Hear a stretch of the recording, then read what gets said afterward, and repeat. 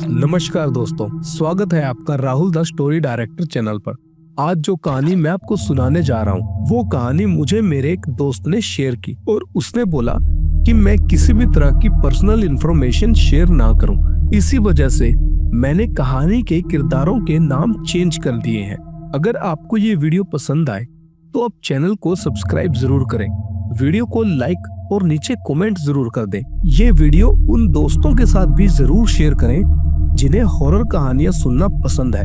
तो आइए शुरू करते हैं। रात की स्याही में डूबी ट्रेन मुंबई से दिल्ली की ओर दौड़ रही थी। अंदर बैठे मुसाफिर अपनी अपनी सीटों पर सुस्ताने लगे थे। ठंडी ठंडी हवा ट्रेन की खिड़कियों से टकराकर अंदर आ रही थी। काशी, एक 14 साल का लड़का, खिड़की के बाहर टकटकी लगाए बैठा था, जैसे अंधेरे में कुछ खोज रहा हो। उसकी माँ रमा उसके पास ही सो रही थी, लेकिन उसकी नींद थोड़ी बेचैन थी। अचानक उसने सपने में देखा एक छोटा बच्चा उसे पुकार रहा है। माँ, माँ, मुझे छोड़कर क्यों चली गई? रमा घबरा कर उठी। उसका माथा पसीने से तरबतर हो चुका था। संजीव, जो रमा का पति था, वो उसके बगल में ही बैठा था। उसने घबराकर पूछा, क्या हुआ? कुछ नहीं, बस एक बुरा सपना था। रमा ने जल्दी से जवाब दिया और खिड़की के बाहर देखने लगी। कुछ ही देर में ट्रेन जयपुर स्टेशन पर रुकी, जहां टेक्निकल खराबी के चलते सभी यात्रियों को ट्रेन से उतरने को कहा गया। रात का समय था, सुनसान स्टेशन और हवा में अजीब सी घुटन थी। संजीव ने सोचा कि आज रात यहीं रुककर सुबह की पहली ट्रेन से दिल्ली निकल जाएंगे। उन्होंने स्टेशन के पास ही एक पुराना होटल देखा। होटल के बोर्ड पर धुंधले अक्षरों पर लिखा था, यहाँ रातें सुरक्षित नहीं होती। लेकिन संजीव ने इस बात पर ध्यान नहीं दिया और चाबी लेकर अपने कमरे की ओर चले गए।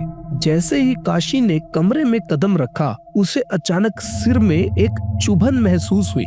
माँ, मेरा सिर दर्द कर रहा है, उसने कहा। रमा ने इसे सफर की थकान समझा और उसे सुला दिया, लेकिन उसकी बेचैनी कम नहीं हुई। कमरे की हवा अचानक ठंडी हो गई, जबकि बाहर बहुत ज्यादा गर्मी थी। रमा करवट लेकर लेट गई, लेकिन तभी बिस्तर के नीचे कुछ हिलता हुआ महसूस हुआ। उसके कानों में धीमी सरसराती आवाज आई, माँ, माँ, देखो ना, मैं यहाँ हूँ। रमा की रीढ़ की हड्डी में ठंडक दौड़ गई। आवाज जानी पहचानी लग रही थी, लेकिन उसे यकीन नहीं हो रहा था। वो जानती थी कि ये नामुमकिन है। ये आवाज किसी और की नहीं, बल्कि उसके दूसरे बेटे नितिन की थी, जिसे उसने सालों पहले खो दिया था। 5 साल का काशी और 2 साल का नितिन दोनों माँ बाप के साथ एक बार इसी रास्ते से जयपुर जा रहे थे। रात के करीब 2:30 बजे संजीव की आंख लग गई और रमा भी सो गई। पर एक हल्के झटके से जब दोनों की आंख खुली तो नितिन उनकी गोद में नहीं था। रमा चीख उठी।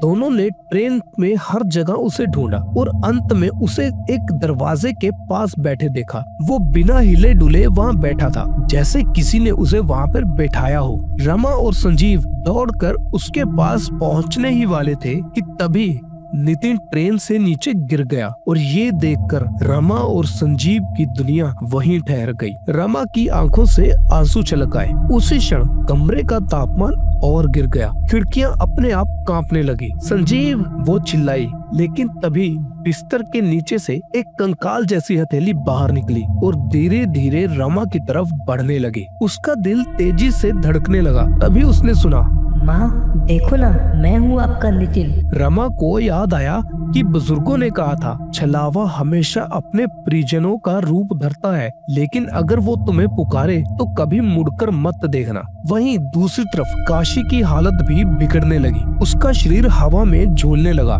और उसकी आंखें सफेद हो गई। कमरे में किसी छोटे बच्चे की हंसी की आवाज गूंजने लगी। संजीव और होटल स्टाफ दरवाजा तोड़कर काशी के कमरे में घुसे, लेकिन जैसे ही उन्होंने अंदर कदम रखा, काशी नीचे गिर पड़ा। रमा ने घबराकर काशी के माथे पर हाथ रखा। वो तप रहा था और उसे तुरंत अस्पताल लेकर जाने का फैसला किया। जैसे ही वो होटल के कमरे से बाहर निकले, काशी की आंखें धीरे धीरे सामान्य हो गई और उसका शरीर ठंडा होने लगा। वो होश में आया और धीरे से बोला, माँ, मैंने एक छोटे बच्चे को खिड़की पर बैठे देखा था। इतना सुनकर रमा और संजीव चौंक गए।